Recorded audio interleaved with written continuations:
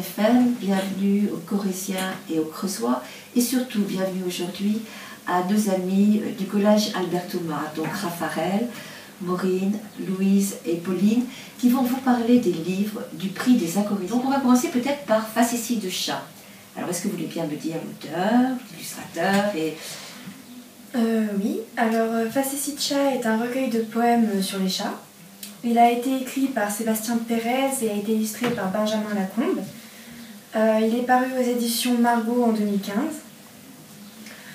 Il serait difficile d'en faire un résumé parce que c'est un recueil de 15 portraits de chats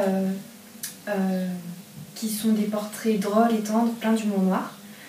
Ces 15 petits félins sont aussi attachants, espiègles et farceurs.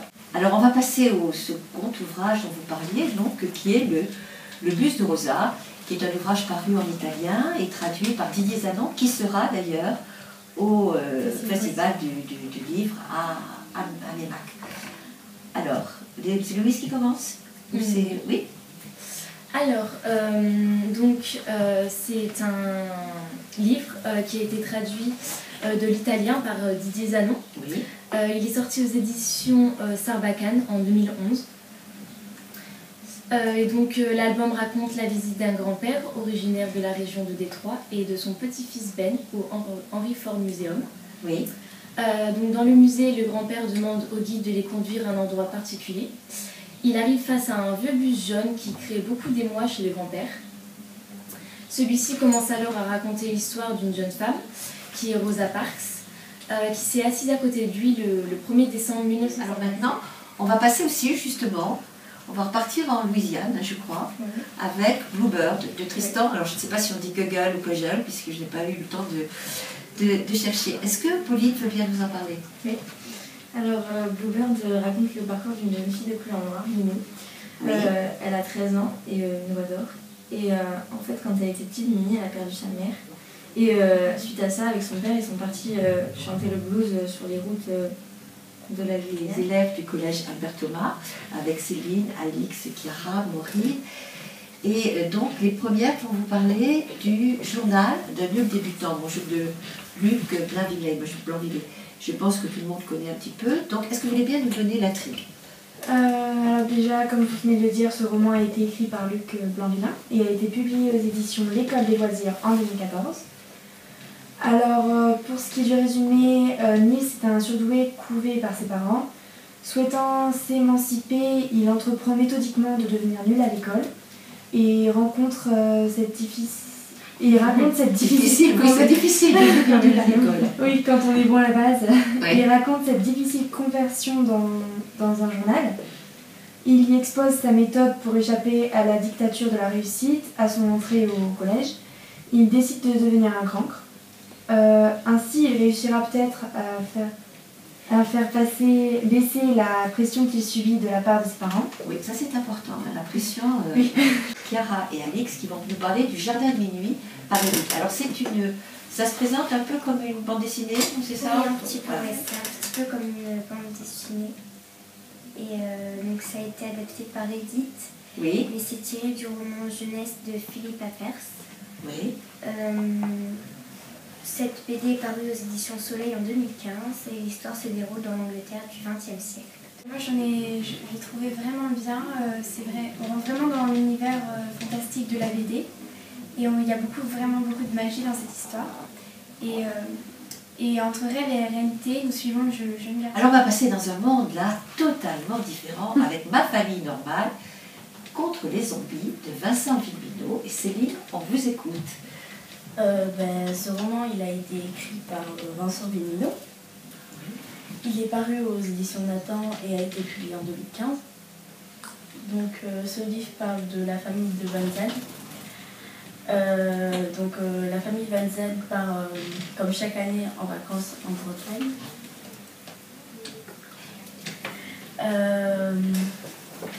Chez les grands-parents. Un accident amène la jeune narratrice Madolou, une jeune fille normale, à l'hôpital. Lorsque la famille rentre enfin chez elle, rien n'est plus comme avant. Bon alors après la pause musicale, eh bien, nous bavarderons encore de 3 livres.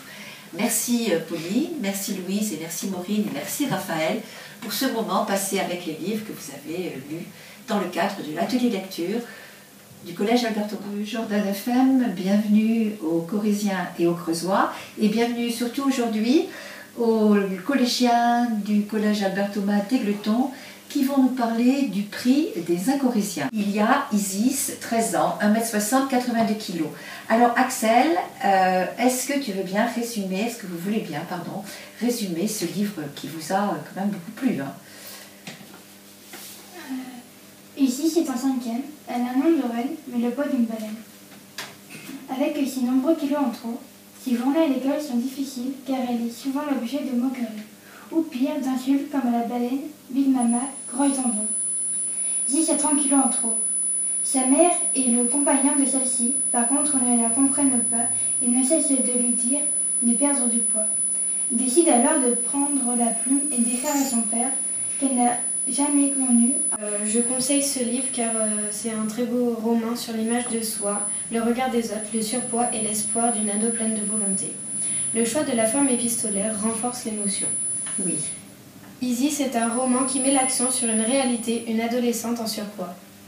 Exactement. Donc ça, je pense que c'est quelque chose que l'on peut comprendre. Nous revoilà avec les collégiennes d'Albert Thomas à Égletons, donc avec Nina et Claire, qui vont nous parler d'un superbe album de Yann Fassier, Guingouin, un chef du maquis. Alors, qui est-ce qui commence pour résumer l'action? C'est donc Claire.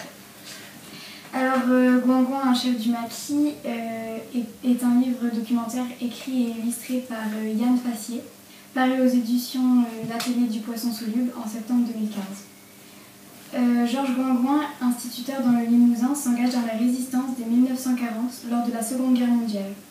Maquisard et clandestin, il rassemble très tôt autour de lui un groupe de jeunes résistants qui impriment des tracts invitant à la désobéissance. À la Libération, il devient maire de Limoges. Si Georges Guingouin est le personnage central de cette œuvre, l'auteur Yann Fassier relate les faits des années 39-45 pendant la Seconde Guerre mondiale, tout particulièrement dans le Limousin. Qu'est-ce que vous en avez pensé, vous, Nina, donc, de ce livre? Déjà, c'est un hommage mérité à Georges Guingouin, Oui. mais il était peu connu de la résistance, enfin, il était peu connu. Oui. Plus connu ou pas connu? Non, je sais pas. Peu connu. Très bien, oui, simplement peut-être dans nos régions. C'est un ouvrage pédagogique, ludique et historique. En fait, il permet de voir à travers différents points de vue de ces personnages la guerre 39-45. Oui, il y a continuer à lire, et puis bon festival le 16 et le 17 à Ménamac, aux unes et aux autres. Oui. Bon atelier lecture l'année prochaine, continuez. Oui. Vous avez envie de continuer Oui. Bon, donc ça c'est un super succès. On reviendra ici. Moi je compte sur vous, bien évidemment, je compte sur vous. D'accord. Donc merci à tous ces collégiens d'Albert Thomas qui ont bien voulu nous accompagner aujourd'hui et qui reviendront d'ailleurs le 17 pour parler des 3 autres livres dont on n'a pas parlé ici. Allez nombreux, chers auditeurs, à Mémac le 17 pour rencontrer des auteurs d'ouvrages. Il y a des auteurs de ces ouvrages destinés aux collégiens, mais il y aura aussi des auteurs d'albums et vous pourrez faire vos emplettes si vous avez envie. C'est à la salle polyvalente à Mémac. Et puis je vous retrouve la semaine prochaine